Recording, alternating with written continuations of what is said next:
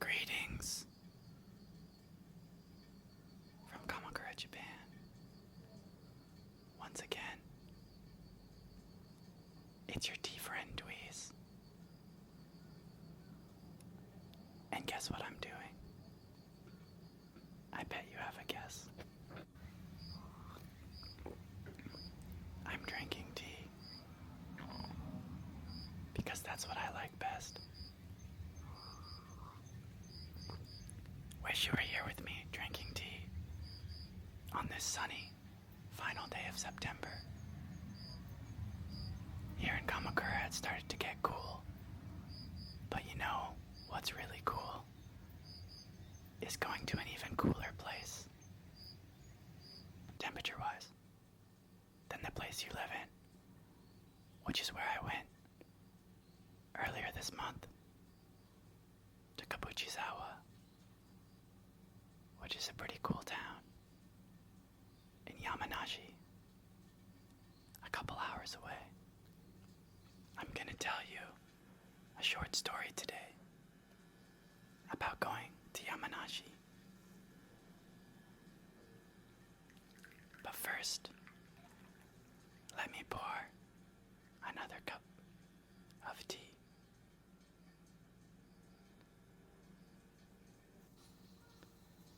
This is Yancha cliff tea.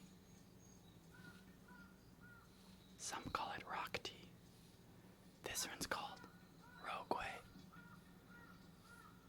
And it's from Fujian province in China, a place called Wui.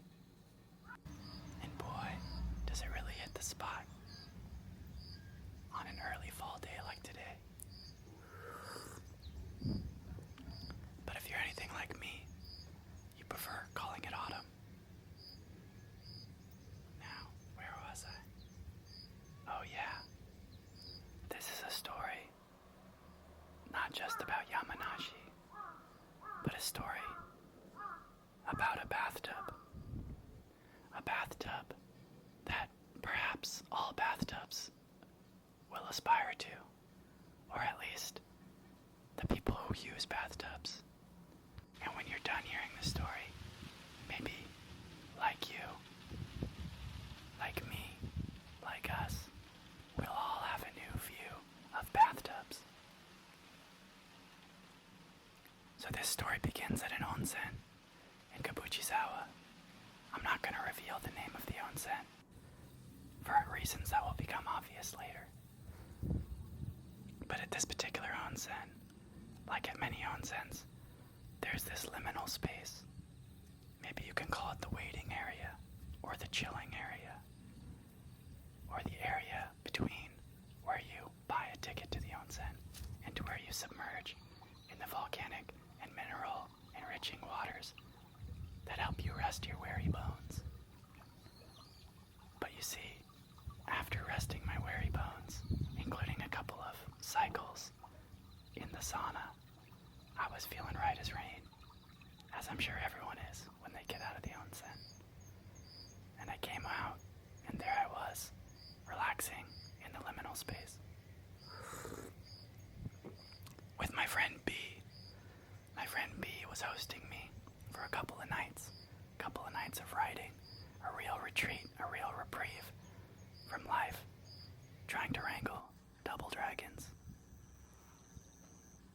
And it was going spectacularly well. And I was already explaining to B the great benefits of talking to strangers. Now he wasn't quite sure at the time. He's more the reserved type. But almost just as soon as I had finished talking about the benefits of talking to strangers, a stranger indeed talked to us. A stranger in the liminal space. A stranger by the name of Kay. Now Kay, man, I wish you guys could meet Kay. I hope you do one day. But Kay led a pretty fantastic life. He's fought in war. He's lived all over. He bought a house for a couple $100,000 that he was quick to tell us became worth several $1 million in Berkeley, California.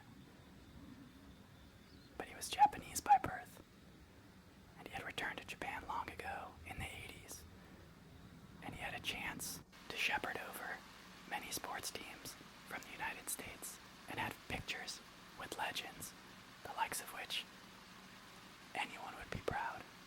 The Michael Jordans of the world, the John Elways of the world, the Charles Barkleys of the world. Now this guy was a real baller among ballers, because think about the ballers that he met. Shout out to Kay. You know, we like to whisper shout outs on this show, so shout out to Kay. Anyhow, Kay was also telling us about his beautiful garden at his house, and just overall how pleasant his life was, now that he was entering his late 70s. And I thought to myself, man, getting older in this way sure sounds great, which wasn't the way I felt growing up. After all, I spent a lot of time at casinos, and I looked around at the casinos and I didn't exactly see folks that were having a great time in their rascals. Although, to be fair, maybe they were. Maybe that's just my judgmentalness. Sometimes I have a hard time with that. How about you guys? So anyways, Kay was telling us all these wonderful things about his life. But when he got really excited, when his eyes really lit up, after a whole conversation of eyes being lit up, what he wanted to talk about was his bathtub. And I was like, well, okay, I don't know where this is going, but sure, tell us about your tub. And he told us, guys, I haven't used my bathtub in 20 years. And a few beats passed. And then it dawned on me, before the words left his lips. He said, guys, every night of my life for the last 20 years, I come down to this onsen and soak my weary bones.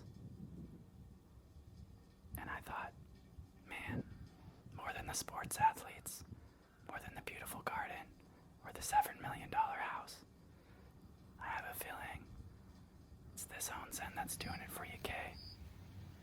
So, now I've got a new goal in life, as I'm sure you do too. To have a bathtub that you never use, because you're too busy going down to the onsen. That's it for today. I'm headed to Taiwan this week. Sure, I'm excited. I've almost drained my entire tea stash that I've accumulated over years. That's right, back to T0. And boy does it feel good. Shout out to everyone. Whisper shout out to everyone, including the everyone that likes my whispered shout outs. Who watched the first video. I hope you enjoyed this one too. Maybe I'll continue making more. Maybe I'll continue making them till there are 10,000 videos and we can all watch them.